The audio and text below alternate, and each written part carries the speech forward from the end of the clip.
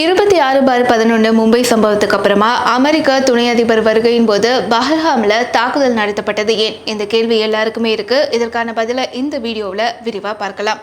இஸ்லாமாபாத்துடைய கழுத்து நரம்பு தான் காஷ்மீர் அப்படின்னு பாகிஸ்தான் ராணுவ தளபதி ஜெனரல் ஆசிம் முனீர் கூறிய ஒரு வாரத்துக்கு அப்புறமா பஹல்காம் தாக்குதல் நடந்திருக்கு. சுற்றுலா பயணிகள் மீது பயங்கரவாதிகள் துப்பாக்கிச்சூடு வெறியாட்டம் நிகழ்த்தியிருக்காங்க. அமெரிக்க துணை அதிபர் ஜே.டி. வான்ஸ் இந்தியாவிலையும் பிரதமர் மோடி சவுதி அரேபியாவிலையும் வெளிநாட்டு பயணம் மேற்கொண்டிருக்கக்கூடிய நிலையில காஷ்மீருடைய பஹல்காம் பைசரன் பள்ளத்தாக்குல செவ்வாய்க்கிழமை பயங்கரவாதிகள் நடத்திய தாக்குதல்ல பொதுமக்கள் 20க்கும் மேற்பட்டோர் உயிரிழந்திருக்காங்க. 26/11 மும்பை பயங்கரவாத தாக்குதலுக்கு அப்புறமா பொதுமக்களை குறிவச்சு நடத்தப்பட்ட மிகப்பெரிய பயங்கரவாத தாக்குதல் இது. உண்மையில 2019 ஆகஸ்ட் முதல் ஜம்மு காஷ்மீருடைய சிறப்பு அந்தஸ்து ரத்து செய்யப்பட்டதுக்கு அப்புறமா மாநிலத்திற்கு சுற்றுலா பயணிகளுடைய வருகை அதிகமாயிருக்கு. உள்ளூர் வேலைவாய்ப்பு, சுற்றுலா மற்றும் வணிகங்களை ஊக்குவிச்சு வளமான எதிர்காலம் திரும்பியதா கருதப்பட்டது. பஹல்காம் தாக்குதல் பழைய பயங்கரவாத தாக்குதலை நினைவுபடுத்தி இருக்கிறதா பலரும் இப்போ சொல்லி வராங்க. வெளிநாட்டு தலைவர்களும் பிரதமர் மோடியும் வெளிநாட்டு பயணம் மேற்கொண்டிருக்கக்கூடிய நிலையில பொதுமக்கள், சுற்றுலா பயணிகள் மீதான இந்த பயங்கரவாத தாக்குதல் சர்வதேச கவனத்தை தங்கள் பக்கம் திருப்ப பயங்கரவாதிகள் வெறியாட்டம் ஆடி இருக்கிறதா பலரும் சொல்லி வராங்க. இந்திய பயணம் மேற்கொண்டிருக்கக்கூடிய அமெரிக்க துணை அதிபர் ஜே.டி. வான்ஸ் தன்னுடைய எக்ஸ் பக்கத்துல இரங்கலை பதிவு செஞ்சிருக்காரு. காஷ்மீருடைய பஹல்காம்ல பயங்கரவாத தாக்குதல்ல பாதிக்கப்பட்டவர்களுக்கு நானும் என்னுடைய மனைவியும் எங்கள் இரங்கலை தெரிவிச்சுக்கிறோம். எங்களுடைய பிரார்த்தனை எப்போதும் அவங்களோட இருக்கும் அப்படின்னு சொல்லியிருக்காரு. அமெரிக்க அதிபர் ட்ரம்ப் காஷ்மீர்ல இருந்து வரக்கூடிய கவலைக்குரிய செய்தி இது அப்படின்னு சொல்லியிருக்காரு. மேலும் பயங்கரவாதத்திற்கு எதிராக இந்தியாவோட அமெரிக்கா உறுதியா நிற்குது. உயிரிழந்தவர்களுடைய ஆன்மா சாந்தி அடையவும் காயமடைந்தவர்கள் மீண்டு வரவும் நாங்கள் பிரார்த்திக்கிறோம். பிரதமர் மோடிக்கும் இந்திய மக்களுக்கும் எங்களுடைய முழு ஆதரவும் ஆழ்ந்த அனுதாபமும் உண்டு. எங்களுடைய இதயங்கள் உங்கள் அனைவரோடும் உள்ளது அப்படின்னு சொல்லியிருக்காரு.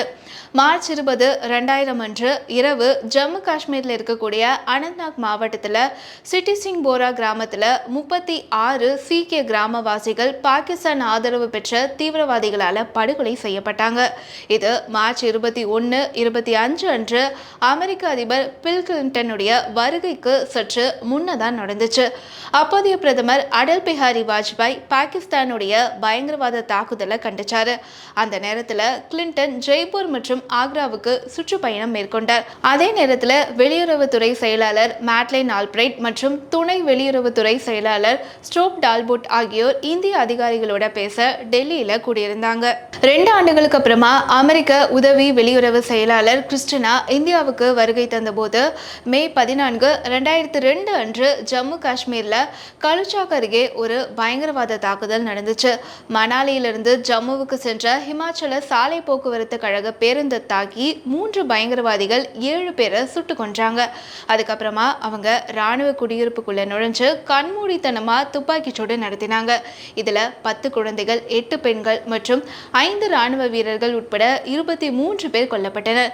தாக்குதல்ல 34 பேர் காயமடைஞ்சாங்க.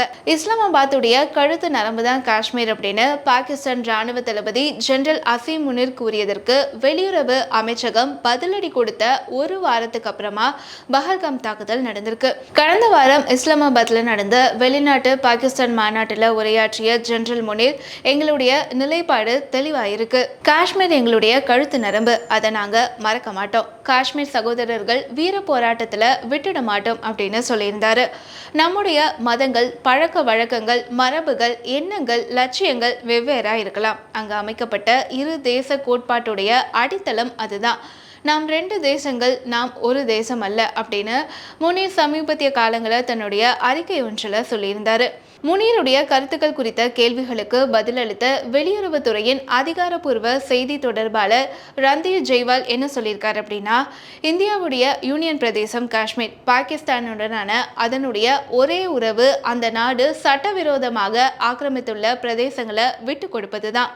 பயங்கரவாத எதிர்ப்பு, தீவிரவாதத்தை எதிர்த்து போராடுதல், பயங்கரவாத நிதியுதவியை தடுப்பது மற்றும் போதைப்பொருள் கடத்தலை தடுப்பது போன்ற துறைகள் அடங்கும் அப்படின்னு மோடி தன்னுடைய பயணத்திற்கு முன்னதாக அரபு செய்தி நிறுவனத்திற்கு அளித்த பேட்டியில சொல்லியிருந்தாரு.